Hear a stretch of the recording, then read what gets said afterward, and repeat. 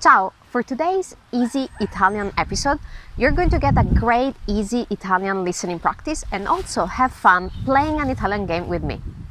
This Italian game is called indovinello, which means guess the word. I'm going to describe a word in Italian only using easy Italian vocabulary, and your job is to guess what that word is. This exercise is great for improving your listening skills, your comprehension, and also your Italian vocabulary. And it's perfect for both beginner and intermediate learners. And that's why I always use this exercise with my own students. Also, now you can turn on the subtitles if you need to, so that you can follow along with me. Are you ready? Sei pronto? Let's start. Iniziamo. La parola di oggi è un'emozione. Si tratta di un'emozione bella e positiva.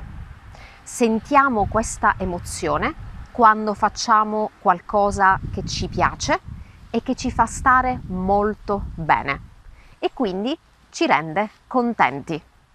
Che cos'è? What is it? And as always, the game continues in the comments below. Leave me a comment with your guess and I will reply with my own feedback. See you in the comments. Ci vediamo nei commenti.